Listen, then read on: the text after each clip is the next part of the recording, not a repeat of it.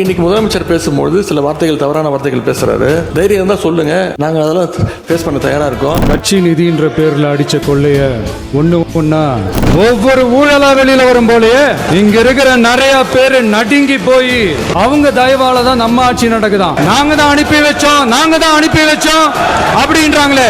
அனுப்பி வச்சவங்களுக்கு மினிஸ்ட்ரியில இடம் கொடுத்தா ஏன் கதறீங்க? மார்க்சிஸ்ட் கம்யூனிஸ்ட் கட்சி நமக்கு ஆதரவு கொடுத்தது சுயேட்சையா எடுத்த முடிவுன்னு சொல்றாங்க. அதே மாதிரி இந்திய கம்யூனிஸ்ட் கட்சி நமக்கு ஆதரவு கொடுத்தது சுயேட்சையா எடுத்த முடிவுன்னு சொல்றாங்க. இதுல எங்க இருந்து நாங்க தான் அனுப்பி வச்சோம்னா எல்லாத்தையும் தெளிவா பார்த்துக்கிட்டு இருக்கிறாங்க. 50 வருஷமா ஒரே டெக்னாலஜி எல்லாம் மாறி வேற எங்கேயோ போயிட்டு இருக்கு. பஸ் கொஞ்சம் டெக்னிக்காச்சும் கொஞ்சம் மாத்தினா கொஞ்சம் நல்லா இருக்கும். எனக்கு ஒரு குட்டி கதை ஒன்று ஞாபகம் வருது, சொல்லாமா? ஒரு ஊர்ல ஒரு பெரியவர் வெயில் ரொம்ப ஜாஸ்தியா இருக்குன்னு சொல்லிட்டு கண்ணுக்கு மேல கை வச்சுக்கிட்டு இப்படி சுத்தி முத்தி தேடிக்கிட்டு இருந்தாராம். அப்ப கூட இருந்த ஒரு சின்ன பையன், என்ன தேடுறீங்க அப்படின்னு கேட்டானா. அதுக்கு அந்த பெரியவர் சொன்னாரா, அது ஒண்ணு இல்ல தம்பி, உங்க அப்பா இங்கதான் இருப்பாருன்னு சொன்னாங்க, அதான் தேடிக்கிட்டு இருக்கேன். எங்க உங்க அப்பாவையே காணோம். எங்களுக்கும் நக்கலா நையாண்டியா சம்பந்தம் இல்லாத குட்டி கதை இதெல்லாம் எங்களுக்கும் பேச தெரியும். 5 நிமிஷம் பேசுனதுக்கே தொலைதூரி இந்த ஆட்டம் அடிச்சு பேசுனா அப்புறம் என்ன பண்றது? மாண்புமிகு பேரவைத் தலைவர் அவர்களே, ப்ளீஸ் நோட் திஸ் பாயிண்ட்.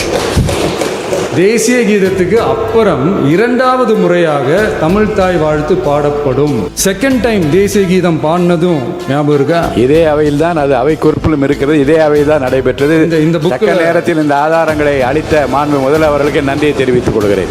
ஏதாவது டவுட் இருந்தா இந்த புக்கை பார்த்து தெரிஞ்சுக்கலாம். அது ஜனாதிபதி கலந்துகிட்ட ஃபங்க்ஷன், அதெல்லாம் அப்படிதான், அதெல்லாம் கண்டுக்க கூடாது. ஈவில்ஸ்னு டெவில்ஸ் பேசக்கூடாது. அவங்க இருந்திருந்தா ஒரு ஆக்ஷன் பண்ணணும்னு எனக்கு தோணுச்சு. எல்லாரும் போயிட்டாங்க. பர்மிஷன் பண்ணலாமா? இப்பவும் பண்ணலாம், ஒன்றும் தப்பு இல்லை.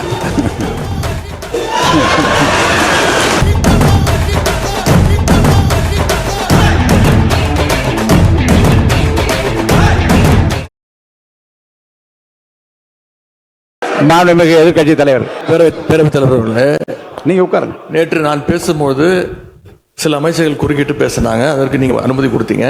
அதே மாதிரி இன்னைக்கு முதலமைச்சர் பேசும்போது சில வார்த்தைகள் தவறான வார்த்தைகள் பேசுறாரு. அவர் பார்ட்டி ஃபண்ட் அப்படின்னு சொல்லியிருக்கிறாரு. அவர் அமைச்சர் அந்த பார்ட்டி ஃபண்ட் எந்த பார்ட்டின்னு கூட சொல்ல, தைரியம் இருந்தால் சொல்லுங்க, நாங்கள் அதெல்லாம் ஃபேஸ் பண்ண தயாராக இருக்கோம். எதையும் ஆதாரத்தோடு எதையும் பேசுங்க. இங்க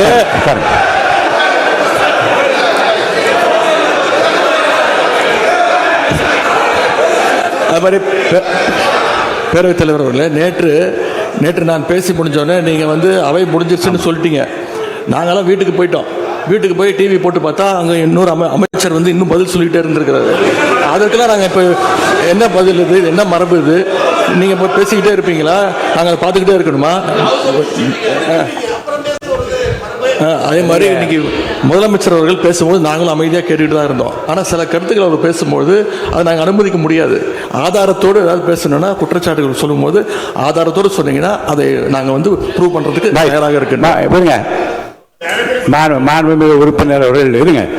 நேற்று மாண்புமிகு எதிர்கட்சி தலைவர்கள் பேசியதும் மாண்புமிகு பொதுப்பணித்துறைவர்கள் பேசியதும் ஆதாரம் இல்லாமல் பேசக்கூடாது என்று நான் சொன்னேன். ஆய்வு செய்து நீக்கப்பட வேண்டியது நீக்கும் என்று சொன்னேன். இப்போது மாண்புமிகு முதல்வர் அவர்கள் பேசி முடிக்கட்டும்.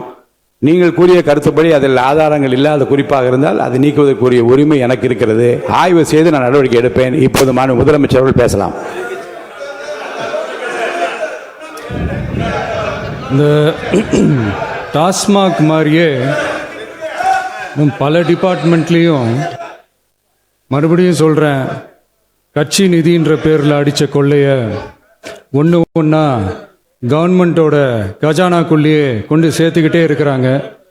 இப்போவும் சொல்கிறேன், மக்கள் பணத்திலேருந்து ஒரு பைசா கூட தொடமாட்டோம், தொடவும் விடமாட்டோம், தொட்டா விடமாட்டோம், இதுக்கு முன்னாடி தொட்டவங்களையும் விடமாட்டோம்.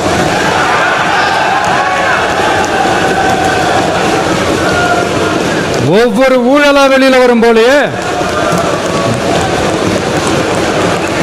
ஒவ்வொரு வேஷமா கலைஞ்சிரும் போலயே இங்க இருக்கிற நிறைய பேரு நடுங்கி போய் இதுல நம்ம மேல அவதூறு வேற. இப்ப புதுசா ஒரு வெப்பன் ஒண்ணு கொண்டு வந்திருக்காங்க. அது என்ன தெரியுமா? அவங்க தயவால தான் நம்ம ஆட்சி நடக்குதாம். மக்கள் தயவால இந்த ஆட்சி நடந்துகிட்டு இருக்கு. மனசாட்சி உள்ள சக்திகளோட ஆதரவால இந்த ஆட்சி நடந்துகிட்டு இருக்கு. நாங்க தான் அனுப்பி வச்சோம் அப்படின்றாங்களே. அனுப்பி வச்சவங்களுக்கு மினிஸ்ட்ரியில இடம் கொடுத்தா ஏன் கதறீங்க? ஏன் இவ்வளவு கோபம்? ஏன் இவ்வளவு கதறல்ஸ்? இதுல இன்னொரு முக்கியமான விஷயம், மார்க்சிஸ்ட் கம்யூனிஸ்ட் கட்சி நமக்கு ஆதரவு கொடுத்தது சுயேட்சையா எடுத்த முடிவுன்னு சொல்றாங்க. அதே மாதிரி இந்திய கம்யூனிஸ்ட் கட்சி நமக்கு ஆதரவு கொடுத்தது சுயேட்சையா எடுத்த முடிவுன்னு சொல்றாங்க. இதுல எங்க இருந்து நாங்க தான் அனுப்பி வச்சோம்னா புரியலையே. மக்களுக்கு நல்லா புரியும், எல்லாத்தையும் தெளிவா பார்த்துக்கிட்டு இருக்கிறாங்க.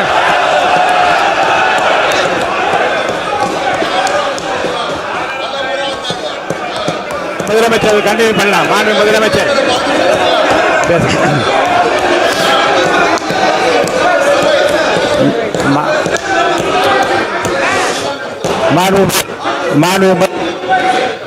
மாண்பு முதலமைச்சர் நீங்க கண்டினியூ பண்ணலாம். நீங்க கண்டினியூ பண்ணலாம்.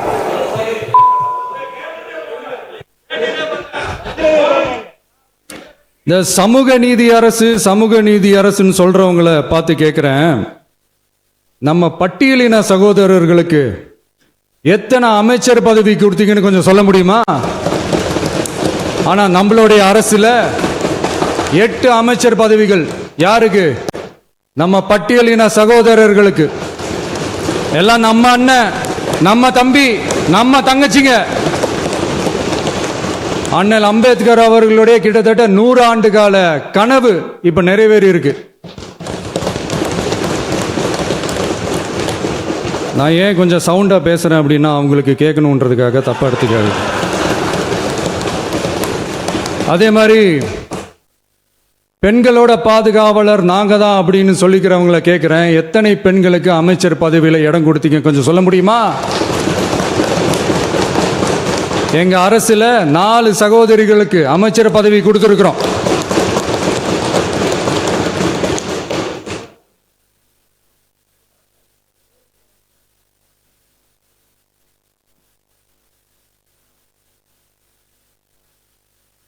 அதனால மக்களால் நிராகரிக்கப்பட்டு மக்களால் அகற்றப்பட்டவங்களுக்கு ஒண்ணு சொல்லிக்கிறோம், தப்பே செய்ய மாட்டோம், ஊழலே செய்ய மாட்டோம், நேர்மையா தான் இருப்போம், நியாயமா தான் இருப்போம் அப்படின்னு சொல்றவங்களால மட்டும்தான் கூட்டணி ஆட்சி அமைக்க முன்வரும்.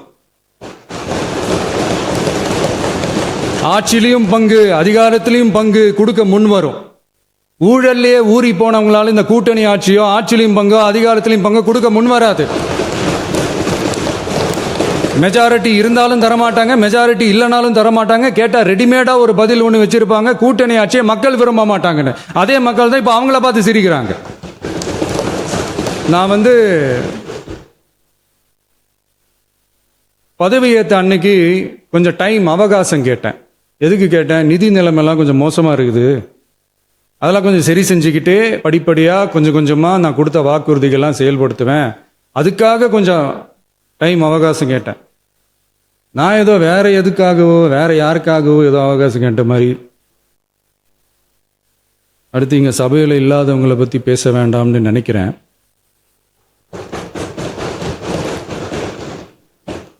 இங்கே நம்மளை பற்றி அவதூறு பரப்புறதோட மட்டும் இல்லாமல் இப்போ நம்ம மக்கள் மேலேயும் அவதூறு பரப்ப ஆரம்பிச்சிட்டாங்க.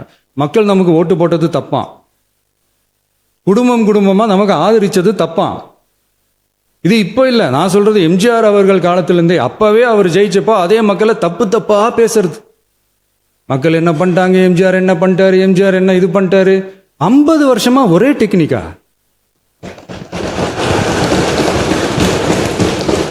டெக்னாலஜி எல்லாம் மாறி வேற எங்கேயோ போயிட்டு இருக்கு பஸ். இதுல கொஞ்சம் டெக்னிக்காச்சும் கொஞ்சம் மாத்தினா கொஞ்சம் நல்லா இருக்கும். அதனால மக்களுக்கு யூஸ்ஃபுல்லா இருக்கிற மாதிரி இந்த ஆக்கப்பூர்வமான கருத்துக்களோ ஆக்கப்பூர்வமான யோசனைகளோ இருந்தா சொல்லுங்க, அதை நாங்கள் டெஃபரெண்டா எடுத்துக்கிறோம். ஆனால் அதை விட்டுட்டு இந்த நக்கல், நையாண்டி, சம்பந்தம் இல்லாத பேச்சு இதெல்லாம் பேசிட்டு அப்புறம் முதல்வருக்கு பதில் சொல்ல தெரியல அப்படின்னா அப்புறம் என்ன சோஃபா மாடல் ஆட்சியா? அது என்னன்னு புரியறதுக்கே எனக்கு ரொம்ப நாள் ஆச்சு.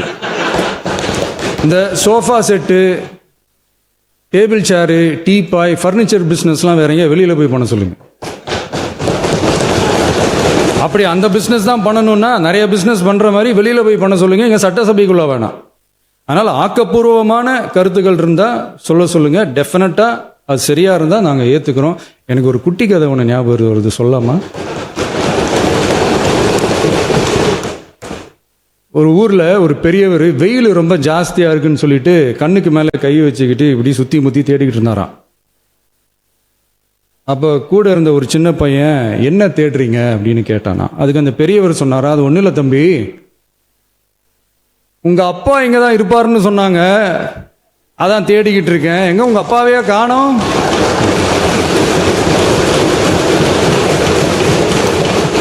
இல்லை, அந்த எங்களுக்கும் நக்கலா நையாண்டியா சம்பந்தம் இல்லாத குட்டி கதை இதெல்லாம் எங்களுக்கும் பேச தெரியும். அந்த கதையில் பெரியவர் அப்படி சொன்னாராம், தப்பா எடுத்துக்காதீங்க. அந்த கதையில் பெரியவர் அப்படி கேட்டாராம். அதனால யாரும் இங்கே டென்ஷன் ஆக வேணாம். அதனால இன்னொரு, இந்த என்னுடைய உரையை முடிக்கிறதுக்கு முன்னாடி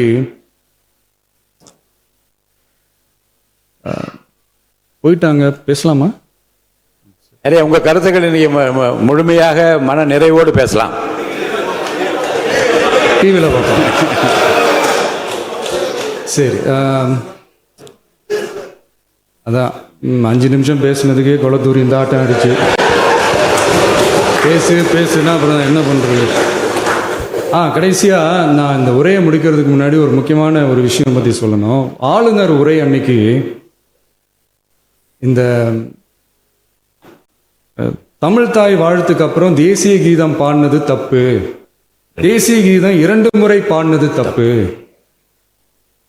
அப்படி ஒரு நிகழ்வு இதுக்கு முன்னாடி இந்த சட்டசபையில நடந்ததே கிடையாது, அந்த மரபையே மாத்திட்டீங்க, இப்படி ஒரு பெரிய ஒரு போர் மாதிரி எதிர்கட்சி சார்ந்தவங்கலாம் சொன்னாங்க இல்லையா? அந்த மாநில உரிமை போராளிகளை, அந்த மரபு காக்கிற உரிமை போராளிகளை ஒரே ஒரு கேள்விதான் கேட்கணும். 2021 ஆகஸ்ட் 2 ஞாபகம் இருக்கா? Centenary celebration of Tamil Nadu legislature. அந்த ஃபங்க்ஷனில் நம்ம முன்னாள் முதலமைச்சர் கருணாநிதி அவர்களோட கலைஞர் அவர்களுடைய கலைஞர் அவர்களுடைய புகைப்படத்தை மாண்புமிகு குடியரசுத் தலைவர் திறந்து வைக்கிற ஒரு ஃபங்க்ஷன். அந்த ஃபங்க்ஷனில் நேஷனல் ஆந்தம் ஃபாலோடு பை தமிழ்தாய் வாழ்த்து அப்படின்னு அறிவிச்சது ஞாபகம் இருக்கா? அதாவது தேசிய கீதத்துக்கு அப்புறமா 2வது முறையா, நோட் திஸ் பாயிண்ட், மாண்புமிகு பேரவைத் தலைவர் அவர்களே, ப்ளீஸ் நோட் திஸ் பாயிண்ட். தேசிய கீதத்துக்கு அப்புறம் 2வது முறையாக தமிழ்தாய் வாழ்த்து பாடப்படும் அப்படின்னு சொன்னது ஞாபகம் இருக்கா?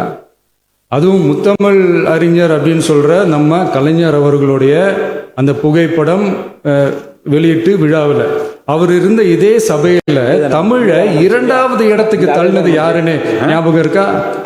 அது மட்டும் இல்ல, அந்த தேசிய கீதத்தை நாட்டுப்பண் நேஷனல் ஆந்தம்னு சொல்லி அதே ஃபங்க்ஷன்ல கடைசியா ஃபங்க்ஷன் முடியும் போது செகண்ட் டைம் தேசிய கீதம் பாடினதும் ஞாபகம் இருக்கா? இதே அவையில் தான், அது அவை குறிப்பிலும் இருக்கிறது, இதே அவையில் தான் நடைபெற்றது. இந்த தக்க நேரத்தில் இந்த ஆதாரங்களை அளித்த மாண்பு முதல்வர் அவர்களுக்கு நன்றியை தெரிவித்துக் கொள்கிறேன். ஏதாவது டவுட் இருந்தால் இந்த புக்கை பார்த்து தெரிஞ்சுக்கலாம். அதனால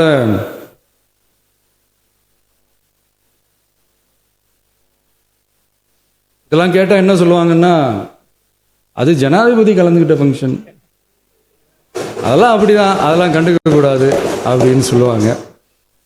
இதே மாதிரி தான் பேசுறது ஒன்று, செய்யறது ஒன்று, பேசுறது ஒன்று. இதெல்லாம் மக்கள் பார்த்துக்கிட்டு இருக்காங்க. எலெக்ஷனுக்கு முன்னாடி தான் அப்படி செஞ்சுக்கிட்டு இருந்தாங்க, இப்போ எலெக்ஷனுக்கு அப்புறம் அதே தான் செய்கிறாங்க. இந்த விஜயையும் சாமானியர்களின் உண்மையான சமூக நீதி அரசையும் அவமானப்படுத்துறதுக்கு தான் அவங்களோட அந்த பொலிட்டிக்கல் சீனியாரிட்டி அது பயன்படுத்துது போல. சரி, செய்யட்டும், நல்லா செய்யட்டும். இப்போ ஆனாலும் நம்மளுடைய மாநில உரிமை, மொழி உரிமை, உத்தமபுத்திரர் போல வேஷம் போடுற எதிர்க்கட்சிக்கு ஒன்றை மட்டும் ஆணித்தரமாக சொல்கிறோம்.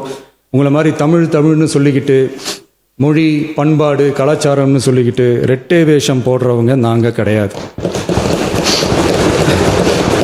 உலகெங்கும் வாழும் என் தமிழ் சொந்தங்களுக்கு நம்முடைய உத்தரவாதம் தமிழ் தான் எங்கள் உயிர் நாடி அப்படின்றத மறக்க மாட்டோம். இப்போவும் சொல்கிறோம், மாநில உரிமையில் எப்பவும் உறுதியாக இருப்போம். அதே சமயத்தில் அரசியல் வேற, ஒன்றிய மாநில அரசுகளுக்கு இடையே இருக்கிற நிர்வாக அணுகுமுறை வேற. இதில் நாங்கள் ரொம்ப தெளிவாக இருக்கிறோம். அதனால் எங்களுக்கு பாடம் எடுக்கிறதா நினச்சிக்கிட்டு உங்கள் வேஷத்தை நீங்களே கொஞ்சம் கொஞ்சமாக கலைச்சிக்கிட்டே வரீங்க, மறந்துடாதீங்க. அப்புறம் நேற்று எதிர்க்கட்சி தலைவர், மாண்புமிகு எதிர்க்கட்சி தலைவர் பேசும்போது நிறைய பேசினாங்க. அதில் ஒன்று மட்டும் அரசு சொல்கிறதா நினச்சிக்கிட்டு நம்மளை இன்டைரக்டாக ஈவில் அப்படின்ற அந்த வார்த்தையை யூஸ் பண்ணாங்க. எனக்கு ஒன்று தான் சொல்லணும்னு தோணுது. ஈவில்ஸ்னு டெவில்ஸ் பேசக்கூடாது.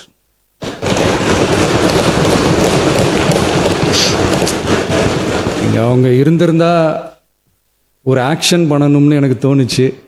எல்லாரும் போயிட்டாங்க. இல்லை, பர்மிஷன் பண்ணலாமா? இப்பவும் பண்ணலாம், ஒன்றும் தப்பு இல்லை.